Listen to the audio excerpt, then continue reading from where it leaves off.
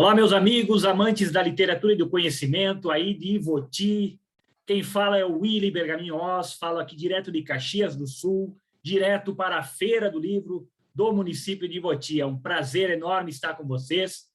Algumas pessoas, acredito que já me conhecem, trabalharam alguns livros meus. Sou escritor, autor de 17 livros, já palestrei para milhares de pessoas. Alguns dos meus livros já viraram peça de teatro, filme, peças radiofônicas, músicas, enfim. Tive a sorte de ver a minha obra transmutada, vamos dizer assim, em várias outras vertentes artísticas. Estou aqui para falar para os professores, uma palestra específica voltada aos professores, que eu espero que reflitam, que gostem, que levem adiante depois, não apenas para a sala de aula, mas para as suas vidas. Espero que essa minha fala, essa minha palestra, toque não só os cérebros, o intelecto de vocês, mas também os corações de todos. Tá bem? Vamos direto aos slides, não vamos perder muito tempo, porque o tempo urge e ruge. A força da ação total. Onde está o seu poder? Esta é a fala, esse é o título desta fala que eu preparei para vocês. A força da ação total. Né? A ação total, o que é, né? E que força isso tem? Onde está esse poder? É sobre isso que nós vamos refletir a partir de agora. Não é sobre ter que nós vamos falar, tá? Muitos podem achar que o importante na vida é ter, acumular bens, riquezas materiais. Aqui na região onde eu moro é muito comum isso, né? Não é novidade para ninguém. O gringo, né? O descendente de italiano gosta de acumular coisas, né? Mas também não é sobre saber. Só saber também não resolve nada, né? Tem pessoas que sabem muito, que têm graduações, mestrados, pós-doutorados, e não botam isso em prática, ou seja, não oferecem de volta para o mundo esse conhecimento todo que adquiriu. E nem mesmo sobre ser, tá? Nem mesmo sobre ser. Muitas pessoas acham que tem que ser, mais do que ter e saber, tem que ser. Sim, mas ser. Se eu apenas ser e não servir, não fizer, eu não estou contribuindo para um mundo melhor, né? Vocês, professores, são servidores, né? Professores municipais, estaduais, federais, servidores públicos, e mesmo os particulares ainda são servidores, estão servindo, estão professando, estão levando conhecimento. Tá? Essa fala não é para os injustiçados, né? Está aí um juiz batendo seu martelo, aquelas pessoas que dizem, mas eu não faço mais, ou eu não sou mais, porque o marido não deixa, porque o governo impede, porque os filhos, né, tomam muito tempo. Não, quem quer faz, quem não quer acha uma desculpa. Essa é uma verdade irrefutável. Né? As pessoas que mais fazem na minha vida são as mais ocupadas que eu conheço. As pessoas da minha vida que eu conheço são as que mais servem, inclusive com serviços voluntários. Tá? Eu mesmo faço alguns serviços voluntários, muitas pessoas me pedem, Willy, como é que tu consegue? Eu sou dono de uma agência de viagens aqui em Caxias do Sul, escrever os meus livros, fazer minhas palestras e ainda fazer alguns serviços voluntários. Bom, quando a gente quer, a gente acha um tempo. Quando a gente não quer, a gente acha uma desculpa. Essa é a verdade. Tá bem? Há muito tempo, numa galáxia muito, muito distante, eu trago aqui um filme, né, uma série que marcou muito a minha infância e adolescência, Star Wars, porque quando eu era criança, eu desejava muito, muito ter um sabre de luz como esse do Luke Skywalker, né, o herói da minha infância, para fazer o bem. Né? Eu queria muito. Eu venho de uma família muito pobre, contei já essa história para algumas pessoas aí. Meu pai era alcoólatra, meu pai ficava violento quando bebia. E a minha mãe sempre, desde que eu era pequenininha, ela dizia que quando a gente queria muito alguma coisa, era só rezar para Deus, pedir a Deus, que Deus atendia. Né? E durante muitos anos da minha vida, quando eu ia dormir à noite, a primeira coisa que eu fazia era rezar para Deus, para que quando eu acordasse de manhã, tivesse um sabre de luz embaixo da minha cama, para eu poder ajudar, para eu poder resolver os problemas. Né? Quando eu acordava de manhã, a primeira coisa que eu fazia era olhar embaixo da cama. E adivinhe, nunca vi o sabre de luz lá. Durante anos eu repeti esse ritual, rezar à noite e de manhã acordar e olhar abaixo da cama. E nunca apareceu o tal do sabre de luz. Então eu comecei a desconfiar da fala da minha mãe, de que talvez não fosse bem assim, não era só rezar que Deus atendia. Não era só querer e esperar que as coisas se materializariam, como inclusive dizem alguns gurus, né, modernos, visualizar, pensar positivo. Eu entendi que não era bem assim, né? A lei da inércia diz algo parecido com isso, né? Ainda que você esteja no caminho certo, vai ser atropelado se ficar parado, né? A primeira lei da inércia, a lei de física, a lei de Newton, diz que todo o corpo tende a permanecer parado ou em movimento retilíneo uniforme, a não ser que uma força externa haja sobre ele, né? Professores aí podem me ajudar nesse quesito. Ainda que você esteja no caminho certo, vai ser atropelado se ficar parado. Se eu só rezar deitado numa rede, olhando para o céu, a única coisa que vai cair do céu na minha cara é cocô de pombo, né? Ou no máximo uma boa chuva, na melhor das hipóteses. Então eu entendi que não adiantava só esperar, tá? Eu tinha que fazer, né? A própria frase bíblica, né? Aqui, Mateus 7:7 diz: pedi e recebereis, procurai e achareis, batei a porta e ela se abrirá. Né? Quer dizer, não é só pedir e recebereis. A frase não para ali, né? O versículo não termina ali. Ele continua: procurai e achareis, batei a porta e ela se abrirá. Isso pressupõe movimento, isso pressupõe ação, atitude. Procurar e achar, bater a porta e ela se abrir. Aqui eu trago o símbolo famosíssimo, famosérrimo, da Nike, né? Que tem como slogan Just do it. Just do it, do inglês. Apenas faça. Faça. Faça alguma coisa. Movimente-se. Faça. Né? Esse próprio certo, que muitos acham que é um certo, né? Que é o símbolo da Nike, não é um certo. Os professores aí, que corrigem provas, né? Certo, errado, também acredito que muitos devem achar que isso é um certo. Não é. Isso é uma asa. É uma asa. Porque Nike é a deusa grega da vitória e ela possui asas. Nike, em algumas versões, outras chama de Nice, mas é a deusa grega da vitória. Isso é a asa da deusa grega da vitória. E essa asa dá a ideia de movimento, né? De uma asa voando em movimento. Então, just do it. Faça. Apenas faça. Eu entendi que não era só esperar, só rezar. Eu tinha que fazer. Então, eu começo a fazer. Só que quando a gente começa a fazer sem conhecimento, muitas coisas acabam dando errado, né? O que sabe errado, ignora que ignora.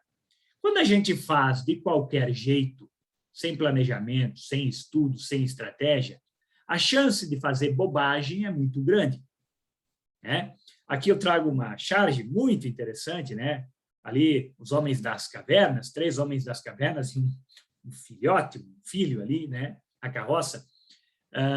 Um descobre a roda, né? Tenho algo que pode ajudar vocês, né? Uma roda. Os outros estão tão ocupados no movimento errado, no movimento ignorante, que respondem: não, valeu, depois eu vejo. Estamos muito ocupados agora. Quer dizer, só o fazer também pode ser um erro, pode ser uma estratégia errada, né? Uma estratégia sofrida se eu não fizer do jeito certo. Por isso, a força da ação total. A força da ação total não é qualquer tipo de ação. Tá?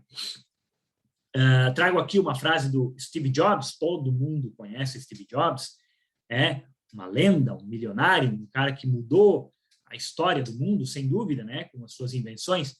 Ele diz: existem gênios sem estudo e idiotas com doutorado. Tá? Olha a força dessa frase.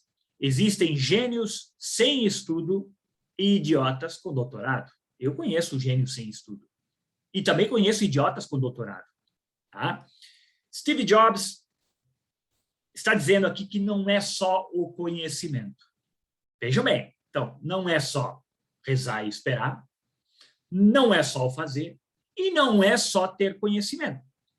Existem gênios sem estudo e idiotas com doutorado. O Confúcio grande sábio chinês, criador do confucionismo, né? Enfim, diz: estudar sem pensar é inútil. Estudar sem pensar é inútil. Pensar sem estudar é perigoso. Olha que interessante o que ele diz. Estudar sem pensar é inútil. Pensar sem estudar é perigoso. O que é o ideal, então? Se não é só esperar, se não é só fazer, e se não é só estudar, ter conhecimento, o ideal é o quê? Fazer essas três coisas juntas. Só conhecimento não basta. Só saber não resolve os problemas, né? Tá aqui uma imagem de judeus em campo de concentração. Essa imagem essa frase que eu trago aqui estava escrita num campo de concentração em Treblinka, né? Um prisioneiro judeu escreveu isso na cela, né? Na parede de uma cela: se há um Deus, ele terá que implorar pelo meu perdão. Olha que frase mais forte essa. Se há um Deus, ele terá que implorar pelo meu perdão. Frase encontrada na cela de um campo de concentração em Treblinka. Por quê? Porque os nazistas, por que eu trago isso? Os nazistas tinham muito conhecimento estratégico, bélico, científico, medicinal, até ocultista, né? Místico, enfim, eles tinham muito conhecimento em várias áreas do conhecimento humano. E o que eles fizeram com esse conhecimento? Quase acabaram com o mundo, né? Quase terminaram com o planeta do jeito que a gente conhece. Esse judeu que estava preso, revoltadíssimo com isso tudo, também não entendeu direito a mensagem, né? Também não entendeu que não foi Deus que fez isso com eles, né? Foram pessoas ignorantes da lei, foram pessoas que usaram o conhecimento para o mal, né? A bomba atômica é um exemplo clássico do conhecimento usado para o mal, né? Poxa, uma única bomba, matar 200 mil pessoas em questão de segundos e deixar outras 200 e tantas mil sequeladas para sempre. Um conhecimento profundo de química atômica, né, de frição, que foi usado do jeito errado. Então, só o conhecimento também não basta. Tá? Um ditado em latim, né, que eu gosto muito de latim, estudei latim na minha juventude, ainda leio algumas coisas de vez em quando em latim, que diz assim: ora, lege, relege, labora et invenies. Olhem a profundidade disso, gente. Ora, reza, leia, releia, trabalha e então encontre. É um ditado alquímico muito antigo, que eu acho que vem bem a calhar para essa fala que eu preparei para vocês. Né? Você reza, sim, espera. Você estuda, leia, releia, trabalhe, leia. Trabalhe, bote a mão na massa e então encontre. Eu trago um símbolo também muito antigo aqui, o símbolo da triquetra, um símbolo celta que depois foi usado por outras tradições, inclusive a católica, né, a cristã, que são 3 elipses que se entrelaçam, né? Vejam bem, uma para cima, uma para um lado direito, uma para o lado esquerdo, que se entrelaçam. É um símbolo muito antigo que significa o entrelaçamento, a ação conjunta de corpo físico, corpo mental e corpo espiritual. Foi usado depois pelos cristãos, né? Vocês veem que parece um peixe, inclusive, né? O peixe é um símbolo cristão, e foi depois adaptado, né? O Pai, o Filho e o Espírito Santo. Mas outras tradições também trabalham, né? Mas o que ela quer dizer é que as 3 forças agem juntas, né? Não é só o certo e o errado, existe algo no meio entre o certo e o errado. Não é só o preto e o branco, existe uma outra coisa entre o preto e o branco, né? Não é só corpo físico e mental, existe um outro corpo aí. Quando esses 3 corpos, quando essas 3 forças trabalham juntas, rezar, esperar, estudar, lede, relede, elabora o trabalho, a gente consegue a força da ação total, né? Essa é a sacada, essa é a grande sacada. Está em harmonia, está em equilíbrio, não apenas com as minhas forças, mas com as forças da natureza, com as forças que nos envolvem. Eu chamo isso de fazedoria, né? Fazedoria. É a sabedoria em movimento, na medida e na direção correta. Tá? É uma mistura de fazer com sabedoria, né? Sabedoria em movimento, na medida e na direção certa. Não adianta eu fazer na direção errada, não adianta eu fazer com medidas erradas, ou muito fortes, ou muito fracas, né? Com medidas que não estão adequadas ao que exige o momento. Quantas vezes a gente toma atitudes desproporcionais, muito rígidas ou muito moles? Em sala de aula, eu acredito que isso seja muito comum, né? Às vezes descontar num aluno que não merecia, ou ser muito condescendente com quem merecia um pouco mais de firmeza. Eu posso falar porque me considero um professor também, um palestrante é um professor, e sou pai também, eu sei como é que é isso, né? Eu tenho um filho adolescente. Quantas vezes a gente erra na medida, né? Ou para menos ou para mais. Então, a fazedoria é isso. Sabedoria em movimento na medida e na direção certa. Aqui eu trago uma imagem muito bonita de um cara que fez coisas muito interessantes para a humanidade, né? O Arquimedes, um filósofo, um cientista clássico, muito antigo, que desenvolveu a ideia de alavanca. Alavanca, né? Dá-me uma alavanca e um ponto de apoio, diz ele, e levantarei o mundo. Né? Vejam bem, não é só alavanca que ele precisa de um ponto de apoio, e levantarei o mundo. Então, é isso que a gente precisa, né? Da alavanca e do ponto de apoio para poder fazer o movimento de erguer o mundo. Esse é o Arquimedes. Fica aí a dica para estudar esse cara. Outro conceito latino, que também foi muito usado pela alquimia, é o festina lente. Festina lente. Olhem que imagem interessantíssima essa, né? Uma mistura, um animal mitológico, né? Um híbrido aí, de lebre, um animal extremamente veloz, rápido, com um caramujo, um caracol, que é extremamente lento. Extremamente lento. Festina lente, do latim, significa apressa-te devagar. Olha que bacana isso. Apressa-te devagar. Nem imediatismo, querer as coisas para ontem, fazer as coisas de qualquer jeito para se livrar, e nem procrastinação, nem ir deixando, empurrando com a barriga. O ideal é achar o termo exato, né? O que Flaubert, grande escritor francês, autor do Madame Bovary, chamaria de le mot juste, o mote justo, a palavra certa, o termo exato, o festina lente. Isso é um trabalho, obviamente, para a vida inteira, né? Achar o festina lente, ser essa mistura de lebre e caramujo, rápido quando eu preciso ser, lento quando eu preciso ser, na medida quando eu preciso ser, saber a hora de acelerar, saber a hora de parar, saber a hora de falar, saber a hora de calar e ouvir. Isso é um trabalho de autoconhecimento e de autoconstrução que leva uma vida, né? Mas nós temos que estar nesse movimento, né? Festina lente, apressa-te devagar. Água corrente não envelhece. Água corrente, olha que legal que é isso, né? Água corrente ela é sempre cristalina, né? Ao passo que a água parada, a água estagnada, ela começa a cheirar mal, ela fica suja, ela é um repositório de larvas, inclusive do mosquito da dengue, né? Vamos falar de algo muito contemporâneo.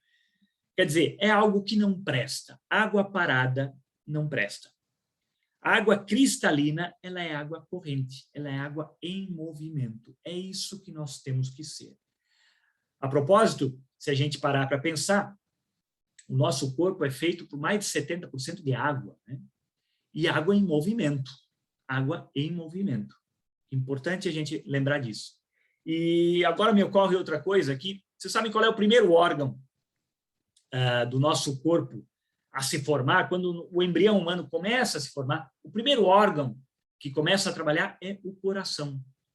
É o coração, que bomba o sangue, o líquido que irriga todo o nosso corpo, né?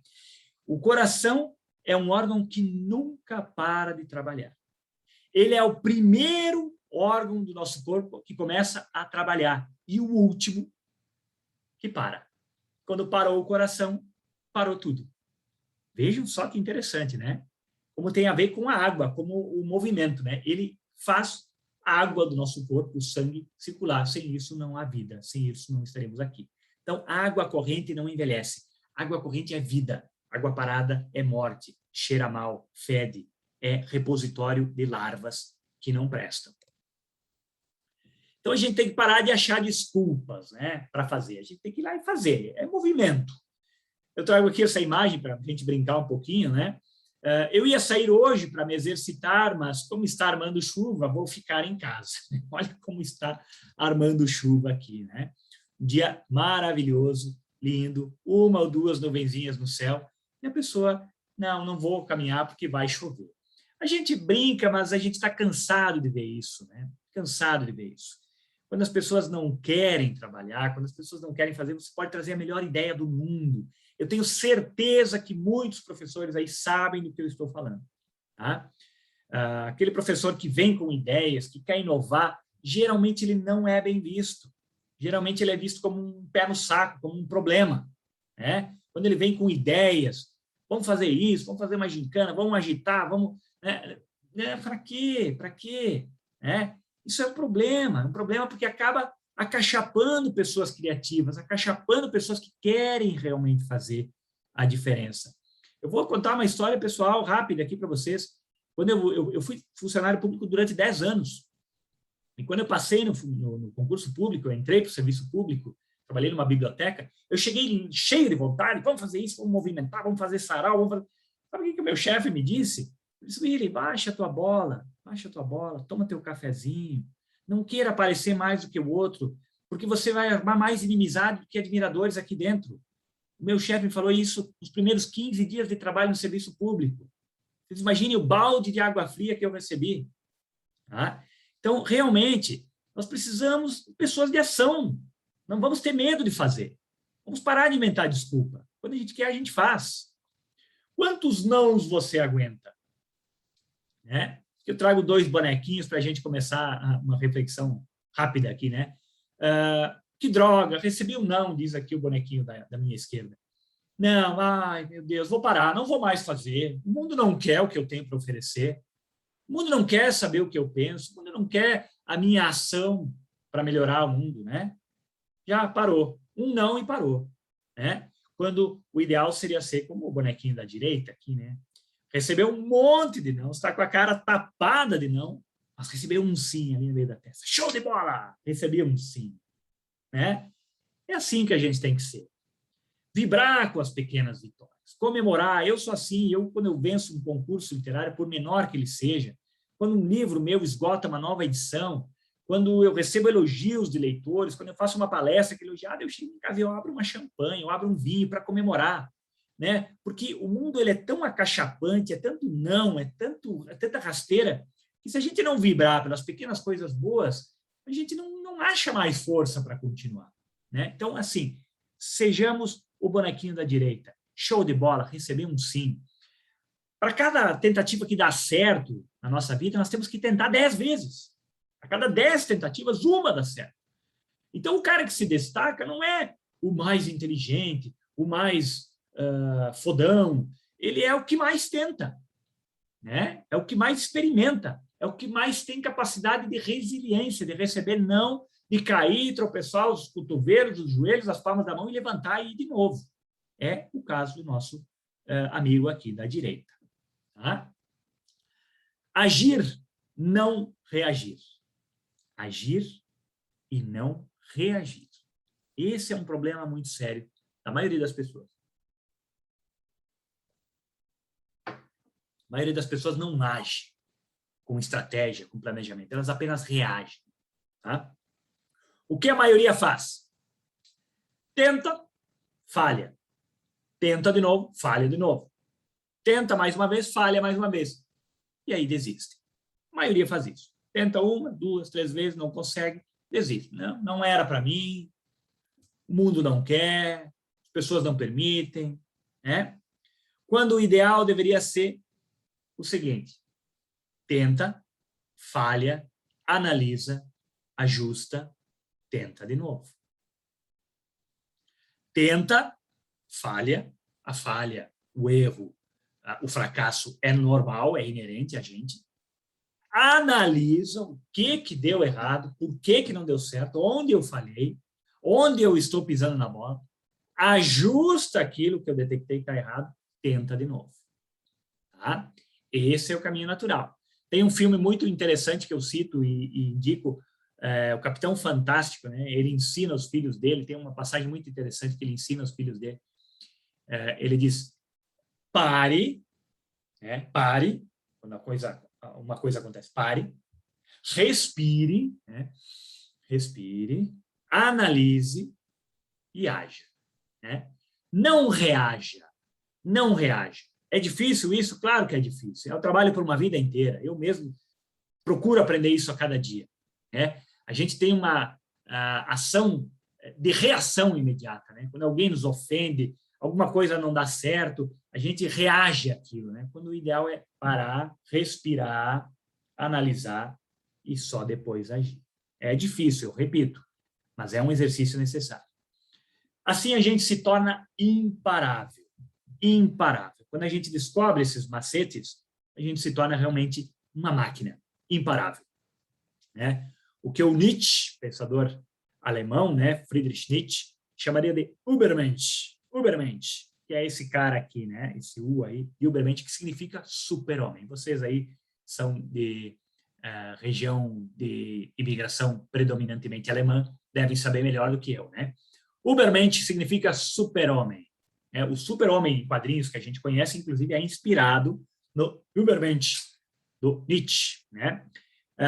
Para se tornar imparável, né? Eu trago aqui uma frase, um conceito latino do obstinatum rigore. Meu filho Ícaro, hoje está com 18 anos, ele tem essa frase tatuada no braço. Né? Ele gostou tanto disso que ele tatuou no braço. Obstinatum rigore.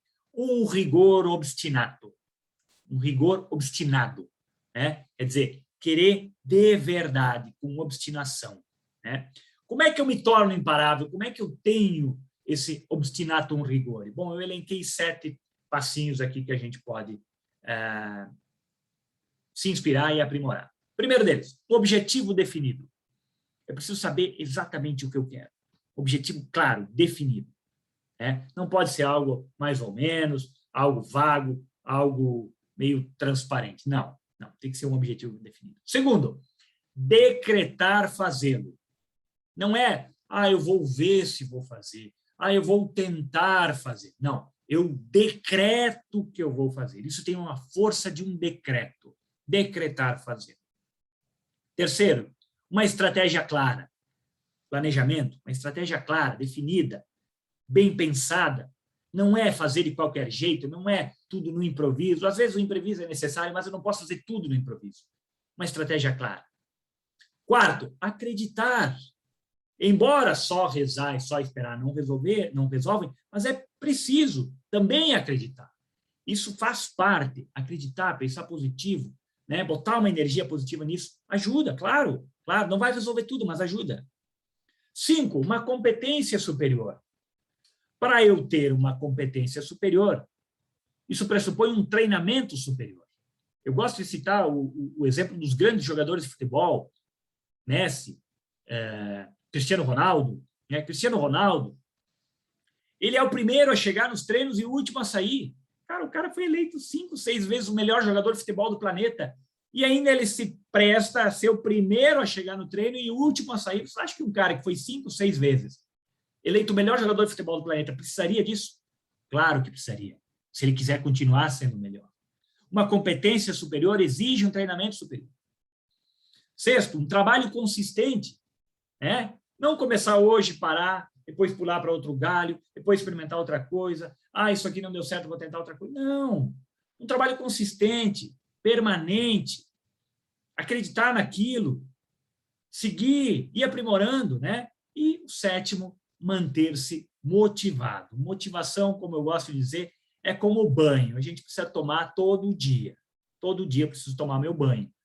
Motivação é a mesma coisa. Eu preciso me motivar todos os dias para sair da cama, para vir dar uma palestra, para entrar numa sala de aula cheia de alunos que às vezes não estão muito aí para aprender, né? Com um sistema, né? Com um Brasil, os preços do jeito que estão, com as coisas do jeito que são, é preciso ter motivação, senão a gente não encara. Então, esses 7 passos são muito importantes para que eu tenha o obstinatum rigore, para que eu me torne um Übermensch, um super-homem. Os poucos que fazem versus os muitos que falam. Infelizmente, muitos falam, né? Muitos sabem de tudo. É impressionante. As pessoas mais inteligentes que a gente vê falando, né? Que tem resolução para tudo, que sabem desde escalar a seleção brasileira de futebol até resolver os problemas da economia, são as pessoas que mais falam. Eles sabem tudo, mas é impressionante que na vida deles nada funciona. É engraçado, não é? Os poucos que fazem, e quem faz mesmo não fica alardeando, não fica garganteando aos 4 ventos, não fica pregando moral de cueca, como eu gosto de dizer, né? Versus os muitos que falam. Né? Muitos falam, mas realmente poucos fazem. Poucos fazem. Aí eu trago uma frase do Walt Disney, que eu acho que elucida muito bem o que eu estou tentando dizer. O que quer que você faça, faça bem feito. Faça tão bem feito que quando as pessoas te virem fazendo, elas queiram voltar e ver você fazendo de novo e queiram trazer outros para mostrar o quão bem você faz aquilo que faz. Olha que bonita essa frase, né? Seja lá o que quer que você faça, dê o seu melhor. Teste-se a si mesmo. Mostre que pode ir um estágio além, um degrau acima, né? Mas mostre isso com atitudes. Falar, até os papagaios falam, né? Agora eu quero ver na prática. Eu quero ver você fazendo. Eu quero ver o resultado disso na sua vida. Aí eu vou te respeitar. Porque só falar qualquer um pode falar. Quando uma porta se fecha, outra se abre. Meu pai tinha um Chevette que funcionava bem assim, né? Quando uma porta fechava uma porta, a outra se abria, né? Na vida é assim, né? Quando uma porta se fecha, a outra se abre. Mas a gente tem que ser casca grossa. E aí eu trago aqui o exemplo do ovo e da batata, né? Você acha que o problema é a água fervente? O problema do mundo é a água fervente, ou seja, os problemas do mundo aí fora. Né? O mundo é uma panela de pressão com água fervente. Só que esses 2 objetos, esses 2 elementos, esses 2 alimentos, funcionam de formas totalmente distintas quando colocados na água quente. O que acontece com o ovo quando eu coloco ele na água quente? Um ovo que é mole, quebradiço, quando eu boto ele na água fervendo e deixo ele um tempinho lá, o que acontece? Ele fica mais duro, ele endurece. E já a batata, que é mais dura, quando eu coloco ela na água fervente, deixo ela lá um tempo, ela amolece. Então, não é a água fervente que é o problema. Não é o mundo aí fora, não é o governo, embora, claro, óbvio que a gente gostaria muito de ter, né, uma situação, um país melhor, leis mais justas, uma economia mais forte, óbvio que sim, óbvio que isso ajudaria muito. Mas como é que ainda assim tem gente que se destaca? Como é que ainda assim tem gente que consegue fazer coisas fantásticas e outros não? E aí botam a culpa no governo, na esposa, no marido, nos filhos, né? O ovo fica duro e a batata fica mole. Sejamos o ovo. Sejamos o ovo. Né? Agarre-se onde puder, mas não desista. Trago aí uma imagem muito eloquente mesmo, né? Agarre-se aonde você puder, mesmo que você fique numa situação ridícula às vezes. Mas não pare. Henry Ford dizia que a maioria das pessoas não fracassa, elas desistem. A maioria das pessoas não fracassa, elas param no meio do caminho. Então, essa mulher, se agarrando aqui nas calças do outro, coitado, ela está numa posição ridícula, mas ela está em movimento, ela está tentando e ela vai sair dessa. Tudo bem, talvez eu não precise tirar as calças do outro para isso, né? Mas, num momento de desespero, não é covardia se agarrar uma corda quando a gente está caindo, né? Às vezes a gente precisa de ajuda, né? Toda ação provoca uma reação. É outra lei de Newton, né? A terceira, se eu não me engano, lei de Newton. Toda ação provoca uma reação. Eu trago aqui alguns exemplos de pessoas que estavam fazendo, tentando coisas, e, embora não tenham conseguido exatamente o que elas queriam, fizeram coisas maravilhosas. Um caso típico é o Dom Perignon, este frei, este religioso, que, tentando fazer um vinho, num processo que não deu certo, inventa a Champagne, lá na região de Champagne, na França, né? Aí a Moët Chandon, talvez a mais famosa dos espumantes. Né? Então, ele estava querendo fazer um vinho que deu errado. Tá? Um processo errado, não deixou fermentar direito, não era a estação do ano correta, as garrafas de vidro estavam estourando e tal. Cria a Champagne. Né? Não tenho tempo para analisar muito isso, mas é uma história muito interessante, quem sabe numa outra palestra. Outro caso famosíssimo de pessoa que estava tentando fazer uma coisa que não deu certo, mas acabou criando outra maior ainda, é este cara aqui, John Stitt Pemberton. Alguém sabe quem foi? John Stitt Pemberton. Ele estava tentando criar um xarope refrescante. Ele era um farmacêutico, um inventor de Atlanta, nos Estados Unidos, estava tentando inventar um xarope e ele inventou, sem querer, querendo, a famosíssima Coca-Cola, que todos nós já provamos e conhecemos. Olha só que história interessante, né? Em latim, ainda tem um ditado que foi apropriado por Darwin, né? Natura non facit saltum. A natureza não dá saltos. Pelo menos a natureza que a gente conhece, né? Em física quântica, parece que já estão vendo que sim, que ela dá saltos, mas não aqui para a nossa realidade física humana. A natureza não dá saltos, ela é gradiente, ela é gradual, ela é passo a passo. As coisas não se desenvolvem daqui até lá. Há toda uma trajetória que precisa ser percorrida. E um último exemplo, né, foi o cara que criou os post-its, né? Os post-its que todos nós usamos. Também foi usada uma cola que não dava muito certo, que não colava nada. Né? Um amigo do Silver, se não me engano, que criou essa cola que não funcionava, e um outro amigo dele, que também era pesquisador, um dia na igreja, cantando as músicas, viu que aquela cola podia grudar as canções, os hinos que eles cantavam e ser destacada facilmente, e aí inventam o post-it. Ficaram ricos, criaram um império, fizeram história. Né? Vejam bem, invenções que não dão certo, mas de gente que está em movimento tentando fazer alguma coisa. Né? Come to the dark side, we have cookies. Né? Venha para o lado negro. Aqui nós temos cookies, nós temos docinhos, nós temos biscoitos. É muito mais fácil estar do lado negro, é muito mais fácil não fazer nada, é muito mais fácil não querer agir. Né? É mais cômodo. We have cookies, nós temos doces. Né? Quando está do lado da ação total, da fazedoria, é mais trabalhoso, obviamente. Exige estudo, exige pensamento, né? Exige gestão emocional, exige botar a mão na massa, calos nas mãos e, às vezes, alguns esfolões nos cotovelos e nos joelhos, mas vale a pena. A lei das leis. Qual é a lei das leis? Gente, a lei de ouro, que a gente pode chamar. Né?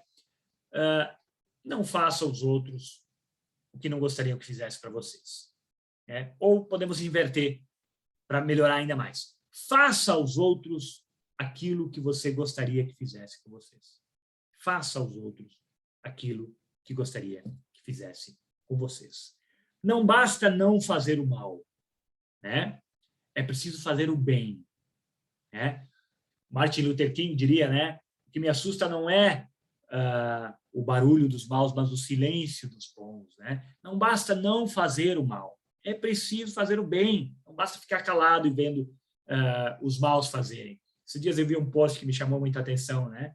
Que os bons deveriam ter a força dos canalhas, porque os canalhas fazem, os canalhas roubam, os canalhas agem, né? E os bons às vezes ficam ali com medo, né? Então, não basta não fazer o mal, é preciso fazer o bem, servir. Às vezes o que importa é mostrar que você se importa. Olha que imagem linda essa, né? O elefante protegendo a mamãe elefante ali com uma folhinha, só está tapando a cabeça dela, né? Não está resolvendo o problema, ela está se molhando, mas o ato, né, de fazer alguma coisa, de tomar uma iniciativa para proteger ela e ela protegendo o filhote, já diz muito, né? Já é um alento nesses tempos pandêmicos, belicosos, de país dividido que a gente está vivendo. Então, fica essa dica, né? Fazer. E fazer como? Do melhor jeito. Oferecer para o mundo o melhor. Quem sabe faz a hora. Quem sabe não espera acontecer. Já diz a música, né? Qual o lugar mais rico do mundo? Qual o lugar mais rico do mundo? Muitos dizem que é o cemitério. Né? Lá estão todas as grandes ideias que não foram postas em prática, os grandes livros que não foram escritos, os impérios que não foram construídos. Né? Então, lá é o lugar mais rico do mundo que não acontece. Então, aqui e agora, enquanto estamos vivos, é a hora de servir, de fazer, de se movimentar. Depois não adianta chorar. Tá bom, gente? Era isso que eu tinha preparado para vocês. Meus queridos professores, admiro muito a profissão de vocês. Espero que vocês tenham força e sabedoria para levar esse legado de conhecimento adiante. Fica muito obrigado à organização da Feira do Livro de Iboti por me convidar para falar para esses públicos tão distintos e tão especiais que eu tive a honra de falar. Obrigado pela atenção, que a força esteja com vocês, muito conhecimento, muita leitura nessa jornada a todos. Obrigado e até uma próxima.